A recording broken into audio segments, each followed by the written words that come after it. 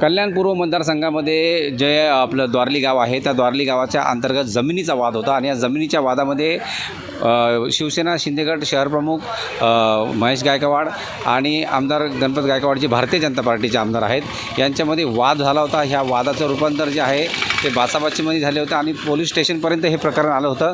Police स्टेशनला इथे प्रकरण आल्यानंतर पोलीस स्टेशनमध्ये ज्यावेळेस हे सिनियरसमोर हे प्रकरण सांगितलं जात होतं त्यावेळेस चिडून जाऊन गणपत गायकवाड यांनी आपल्याजवळ असलेल्या पिस्तुलाच्या 5 फैरी झाडलेल्या आहेत आणि त्यांच्यासोबत त्यांचे सहकारी जे होते आमदारांचे संदीप सरवणकर, त्यानंतर हर्षल केने या लोकांनीसुद्धा गोळीबार केलेला आहे असं आता प्राथमिक माहितीतून पुढे येत आहे।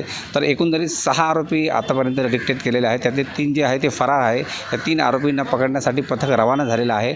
मात्र आमदारांसोबत 2 जण जे आहेत त्यांना ताब्यात घेण्यात आलेले आहे। अशा एकंदरीत 3 आरोपी ह्या घटनेमध्ये आतापर्यंत ताब्यात घेऊन त्यांना आता कळवा येथील रुग्णालयात मेडिकलसाठी घेऊन गेलेले आहेत। सगळ्यात महत्त्वाचं म्हणजे कल्याण पूर्वेच्या ह्या घटनेनंतर वातावरण जे आहे ते शांत झालेलं आहे। पोलीस बंदोबस्त जो आहे तो कल्याण पूर्वेच्या दोन्ही पक्षाच्या कार्यालयाबाहेर आहे। त्याचप्रमाणे पोलीस स्टेशनला जे परिस्थिती आहे ते आपण पाहू शकता। इथे सध्या तरी शांततेचं वातावरण आहे, मात्र या घटनेचे दुष्परिणाम काय होतील हे पुढे पाहावं लागेल। किशोर पगारे, जय महाराष्ट्र न्यूज, उल्हासनगर।